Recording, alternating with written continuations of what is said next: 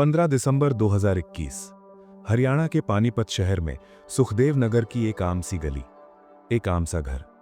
लेकिन उसी घर के अंदर उस दिन कुछ ऐसा हुआ जिसने बाद में पूरे सिस्टम को हिलाकर रख दिया। उस दिन 2 गोलियां चली थी। ये गोलियां किसी अपराधी पर नहीं चली थी, किसी गैंगस्टर पर नहीं, बल्कि एक ऐसे आदमी पर चली थी जो उस वक्त बिस्तर पर था, जो ठीक से चल भी नहीं सकता था। उस आदमी का नाम था विनोद भराड़ा। पुलिस ने शुरुआत में कहा, यह एक बिल्कुल साफ केस है, एक पुराना एक्सीडेंट, एक ट्रक ड्राइवर और उसी का बदला। हमलावर मौके पर ही पकड़ा गया, उसने अपना जुर्म कबूल कर लिया, चार्जशीट दाखिल हुई और केस को लगभग बंद मान लिया गया। लेकिन सोचो जरा, अगर ये केस सच में इतना ही सीधा होता तो 2.5 साल बाद यही मामला फिर से क्यों खुला जाता, और वो भी तब जब सबको लग रहा था कि इंसाफ हो चुका है। असल सवाल ये नहीं था कि गोलियां किसने चलाई, असल सवाल ये था कि गोलियां चलवाने वाला कौन था। और जब इस सवाल का जवाब सामने आया तो शक की सुई उस जगह जाकर रुकी जहां किसी ने सोचा भी नहीं था। विनोद भराड़ा कौन थे? विनोद भराड़ा कोई आम आदमी नहीं थे। पानीपत में उनकी एक पहचान थी। वो हरियाणा सरकार से जुड़े हार्ट्रॉन कंप्यूटर सेंटर के संचालक थे।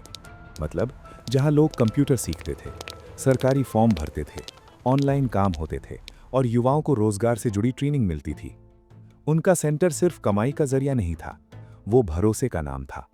लोग उन्हें एक शांत, प्रोफेशनल और स्थिर इंसान के रूप में जानते थे। आर्थिक रूप से मजबूत, काम जम चुका था, बीमा पॉलिसियां थीं, भविष्य सुरक्षित लग रहा था। बाहर से देखने पर सब कुछ ठीक था, लेकिन अक्सर सबसे खतरनाक कहानियां घर की 4 दीवारी के अंदर ही शुरू होती हैं। घर के अंदर की कहानी। भराड़ा परिवार सुखदेव नगर परमहंस कुटिया के पास रहता था। एक सामान्य मध्यम वर्गीय परिवार, पति पत्नी बच्चे, कोई झगड़ा कोई हंगामा, कम से कम बाहर वालों को तो कुछ नहीं दिखता था।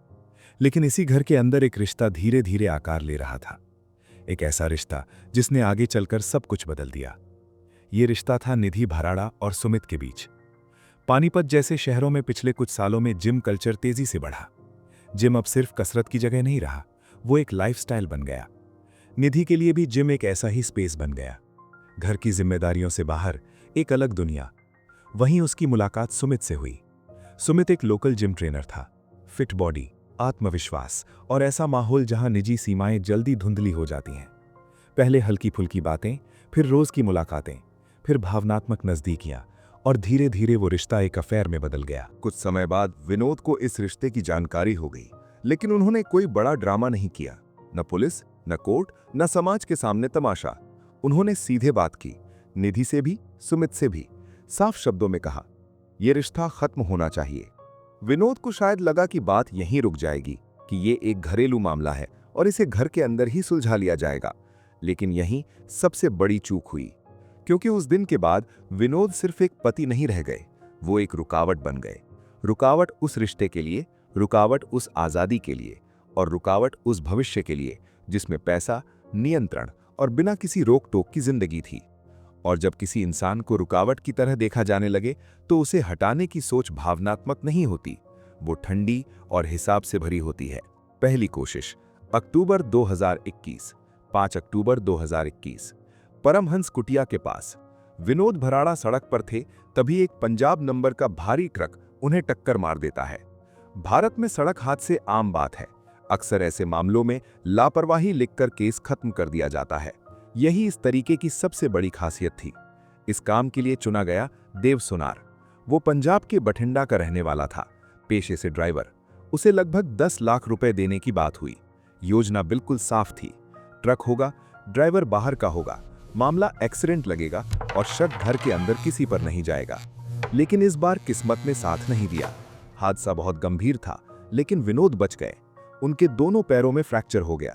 उन्हें लंबे समय तक बिस्तर पर रहना पड़ा। और अब समस्या ये थी कि पीड़ित जिंदा था। विनोद ने देव सुनार के खिलाफ केस दर्ज कराया। देव गिरफ्तार हुआ, कुछ समय बाद जमानत पर बाहर आ गया, और यहीं से साजिश ने दूसरा रूप लिया, बदले की कहानी तैयार करना। जमानत पर बाहर आने के बाद देव सुनार विनोद के घर आने लगा। कभी समझौते की बात, कभी धमकियां, कभी खुला झगड़ा। पड़ोसियों के सामने सब कुछ होता रहा। लोगों को साफ दिखने लगा कि इन दोनों के बीच दुश्मनी है। ये सब यूं ही नहीं हो रहा था, ये जानबूझकर होने दिया गया, क्योंकि अगर आगे चलकर विनोद के साथ कुछ होता तो शक अपने आप देव पर जाता। एक ट्रक ड्राइवर, एक पुराना केस, एक साफ बदले की कहानी। ध्यान घर के अंदर से हटकर पूरी तरह बाहर चला जाता। यही इस पहली कोशिश की असली कामयाबी थी। विनोद उस वक्त जिंदा थे, लेकिन उनकी मौत की कहानी पहले ही लिखी जा चुकी थी और उन्हें इसका अंदाजा तक नहीं था। यहीं से कहानी धीरे धीरे अपने सबसे खतरनाक मोड़ की तरफ बढ़ती है, क्योंकि अगली बार कोई गलती नहीं की जानी थी। 15 दिसंबर 2021 की सुबह सब कुछ पहले से तय था। पहली कोशिश नाकाम हो चुकी थी, लेकिन उसने जो माहौल बनाया था वही अब असली हत्या की जमीन बनने वाला था। उस दिन देव सुनार एक बार फिर सुखदेव नगर स्थित भराड़ा के घर पहुंचा। इस बार उसके हाथ खाली नहीं थे। उसके पास एक देसी पिस्तौल थी। आने का बहाना वही पुराना था, एक्सीडेंट केस का समझौता। पिछले 2 महीनों में उसका घर आना जाना इतना आम हो चुका था कि किसी को कोई शक नहीं हुआ। दरवाजा खुला, वो अंदर गया। विनोद अपने कमरे में थे, बिस्तर पर, दोनों पैर टूटे हुए, खुद को बचाने की हालत में भी नहीं। यही वो स्थिति थी जिसे साजिश में पहले ही गिना जा चुका था। कमरे का दरवाजा अंदर से बंद हुआ और फिर 2 गोलियां चली। पहली गोली कमर में लगी, दूसरी सीधे सिर में। ये कोई गुस्से में हुआ हमला नहीं था, ये सुनिश्चित हत्या थी। इस बार कोई गलती नहीं छोड़ी गई। विनोद भराड़ा की मौके पर ही मौत हो गई। लेकिन कहानी यहीं खत्म नहीं होती। असल खेल इसके बाद शुरू होता है। वो दृश्य जो सबको दिखाया गया। गोली की आवाज के बाद घर में शोर मचता है। निधि भराड़ा चीखती है, पड़ोसी इकट्ठा होते हैं। कमरे का दरवाजा अंदर से बंद है। बाहर खड़े लोग वही देखते हैं जो उन्हें दिखाया जाना था। एक बंद कमरा, अंदर फंसा हुआ हमलावर और बाहर रोती बिलखती पत्नी। देव सुनार वहीं पकड़ लिया जाता है। वो भागने की कोशिश नहीं करता, वो विरोध नहीं करता, और सबसे अहम बात, वो अपना जुर्म कबूल कर लेता है। पुलिस के लिए इससे बेहतर केस क्या हो सकता था? आरोपी सामने, मोटिव पहले से बना हुआ, कबूलनामा मौजूद। पानीपत पुलिस ने केस को उसी कहानी में फिट कर दिया जो पहले से तैयार थी। एक नाराज ट्रक ड्राइवर, एक पुराना एक्सीडेंट केस और उसी का बदला। चार्जशीट दाखिल हुई, फाइल बंद हुई और केस सॉल्व घोषित कर दिया गया। लेकिन यहीं से शुरू होता है सबसे लंबा और सबसे खामोश धोखा। 30 महीने की चुप्पी। अगले करीब 30 महीनों तक ये केस लगभग गायब हो गया। कोई नई जांच नहीं, कोई सवाल नहीं। निधि भराड़ा बाहर की दुनिया में एक दुखी पत्नी की तरह दिखती रही, लेकिन पर्दे के पीछे एक अलग ही कहानी चल रही थी। विनोद की मौत के बाद बीमा पॉलिसियों का पैसा आया, और ये पैसा सिर्फ घर चलाने के लिए नहीं था। जांच में बाद में सामने आया कि इसी पैसे से देव सुनार की कानूनी लड़ाई लड़ी जा रही थी। उसके परिवार को नियमित पैसे दिए जा रहे थे।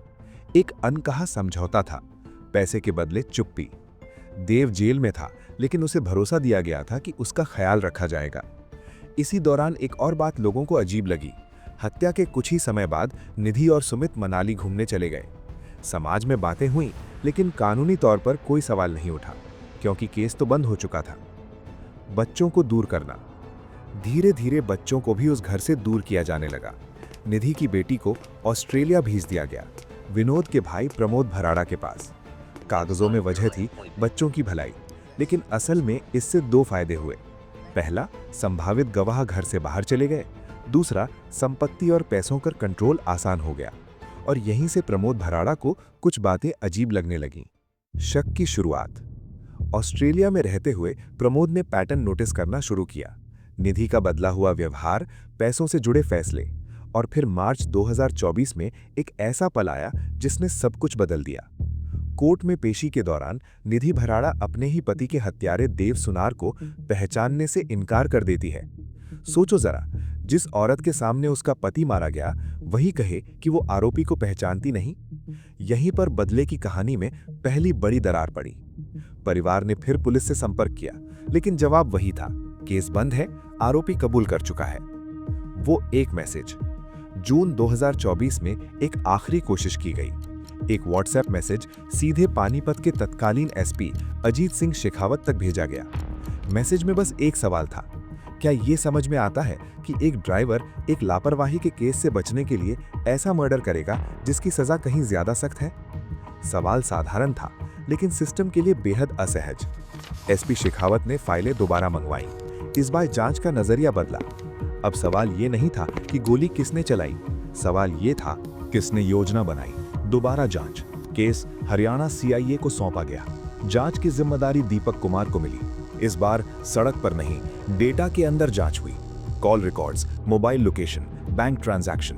2021 और 2022 के बीच निधि, सुमित और देव के बीच लगातार संपर्क के सबूत मिले। हत्या से पहले लंबी कॉल्स, हत्या के बाद पैसे का लेन देन, लोकेशन का मेल, सब कुछ एक दूसरे से जुड़ता चला गया। 17 जून 2024 को डिजिटल सबूतों की पूरी कड़ी तैयार हो गई। 18 जून 2024 को निधि भराड़ा और सुमित दोनों को गिरफ्तार कर लिया गया। यहीं पर पीड़ित पत्नी की तस्वीर टूट गई और सामने आया एक ठंडी, सोची समझी साजिश का चेहरा। अब सवाल बदल चुके थे। अब मामला सिर्फ हत्या का नहीं था। अब सवाल यह था, हत्या के बाद पैसे का क्या होगा, संपत्ति का क्या होगा और बच्चों का भविष्य किसके हाथ में होगा। कानून के मुताबिक जो हत्या करता है या करवाता है वो मृतक की संपत्ति का हकदार नहीं हो सकता। इस वजह से निधि का उत्तराधिकार दावा अपने आप विवादित हो गया। व्यवसाय, घर, हर्ट्रॉन कंप्यूटर सेंटर, सब कुछ कानूनी रोक में फंस गया। और इस सब का सबसे गहरा असर पड़ा उन बच्चों पर जिनकी कोई गलती नहीं थी। एक माता पिता की मौत, दूसरे पर हत्या का आरोप। ये सिर्फ एक अपराध नहीं था, ये जिंदगी भर का आघात था। अंत में 2026 में ये मामला अपने अंतिम फैसले की ओर बढ़ रहा है। ये कहानी सिर्फ एक मर्डर की नहीं है, ये कहानी है भरोसे के टूटने की, लालच की और इस सच्चाई की कि सबसे खतरनाक साजिशें अक्सर घर के अंदर ही बनती हैं। इस केस में कोई विजेता नहीं है। बच्चों ने माता पिता खो दिए, परिवार ने भरोसा खो दिया और समाज ने अपनी सुरक्षा की एक परत खो दी। लेकिन एक बात साफ है, चाहे सच कितनी देर छुपा रहे, डिजिटल सबूत उसे बाहर ले ही आते हैं। अब सवाल तुमसे है, अगर सब कुछ बाहर से ठीक दिखे तो क्या वो सच में सुरक्षित होता है, या फिर सबसे बड़ा खतरा वही छुपा होता है जहां हम सबसे ज्यादा भरोसा करते हैं। अगर तुम्हें लगता है कि ऐसी कहानियां सामने आनी चाहिए तो इसे आगे बढ़ाओ, क्योंकि कई सच अब भी बंद फाइलों में खामोशी से पड़े हैं।